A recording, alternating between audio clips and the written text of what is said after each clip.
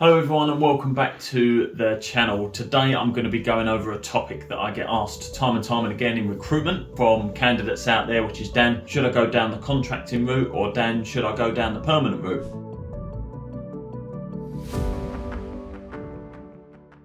This all depends on a lot of things, what level you're at your career, whether you like flexibility over stability. I'm going to delve into a few of those topics today. But I suppose definition of terms to begin with. So contracting tends to be when you're working on a temporary basis for a recruitment agent on a specific project for a set amount of time, i.e. perhaps 3-6 months. Some contracts even go as long as a year, but it's typically anywhere between 6 to 9 months on average. Definition of permanent employment is where you're employed by a company on an ongoing basis with an ongoing contract.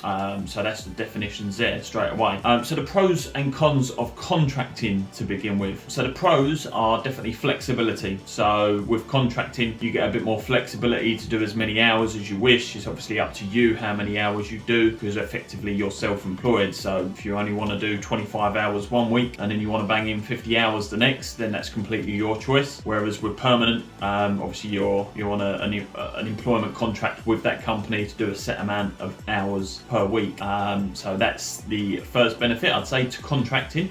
The second one is higher earning potential. So those that go contracting do typically earn a little bit better. They get paid on an hourly basis, and due to perhaps the fact that it's not as stable as permanent recruitment, a lot of companies are more than happy and prepared to pay them a bit more of a higher rate on an hourly basis. Another pro would be networking through working at various different companies, probably a lot more companies than you would do if you was permanently employed. Obviously you're going to build your network that bit more over time. But the cons are definitely job security. So if you're looking for job security, if that's paramount to you, then I wouldn't suggest going down the contracting route. That's one of the biggest ones, because you could only be in a temporary contract for 3 to 6 months. Once you've done that contract, if you've not got another contract lined up, you could be potentially out of work for another 1 or 2 months before you do find another contract. So there's always that to bear in mind. Benefits as well. So obviously with a permanently employed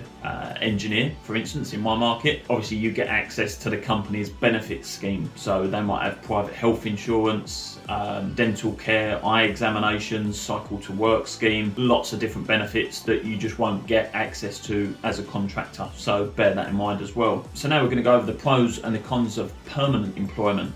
So definitely number one is job security. You'll get a lot more job security with a permanent role than you would do a contract role. As a recruiter, I often get asked by my clients to say, Dan, we've got 3 contractors at the moment. Ideally, we want to replace them with permanent employees who are a bit more bought into the company for the longer term. So they'll actively, approach us to find permanent members of staff to replace those contractors. So bear that in mind. But job security is definitely a big benefit when it comes to permanent employment. Benefits, as touched on earlier, with permanent employment, you will get access to the company's benefits. They might have a 6, 7, 8% pension scheme, private health cover, life insurance, life assurance, dental care, eye examinations, etc, etc. So the list goes on. Another big one is career development. So if you're hungry, if you're passionate about your career and you really want to fast track up the ranks, then a company, if you're bought into them on a permanent basis, then they will work with you to get to, for instance, in my industry, it might be intermediate, senior level, principal level, associate director, and so on. Whereas if you're a contractor, they're not going to put time and effort into developing your career, because you're there to just effectively do a job, get them over the hill in terms of an amount of work, and they're not really going to be looking out for your career personally.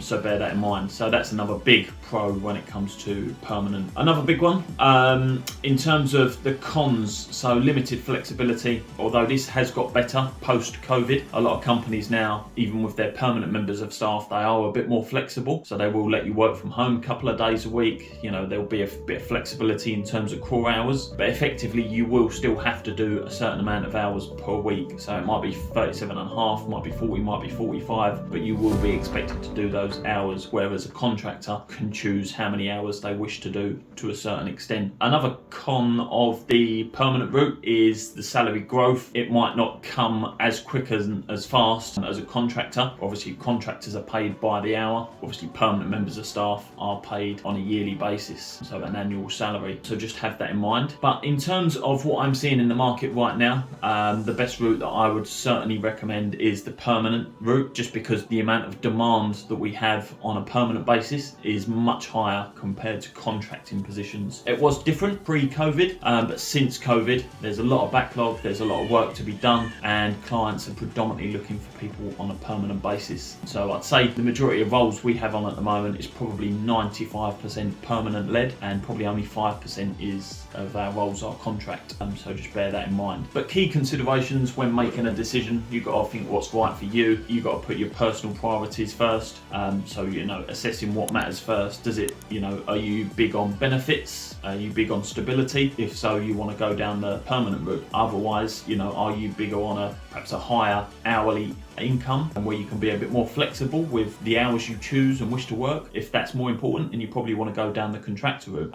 Also depends career stage. For instance, I only tend to see contractors do well once they get to senior level and beyond. If you're sort of grad, junior, intermediate level, then contracting really isn't right for you, because you still have a lot of development to do in terms of your career and getting up to the speed that seniors, principals and associates are. So that's definitely the best route from a lower level perspective. Depends on your financial situation as well. For instance, if you're going for a mortgage and you want stable income, you're probably going to want to look at the permanent employment route, because when mortgage brokers, when banks are looking to lend to you, if your employment and income history is, say, a bit sketchy, say you've worked for 3 months and you had a month out, worked for another 3 months and had a month out, it's going to look a bit sketchy. Whereas for instance, if you're going for a mortgage and you want stable permanent income so that you can get that sort of 4.5 times your annual salary, then permanent might be better in some cases. But I know there's mortgage brokers out there that specialise in the self-employed. But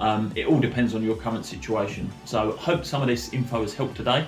If it has, drop us a like. If there's something I've missed, drop it in the comments below. I'll also leave my socials in the links below, and hopefully I'll see you on the next one. Cheers.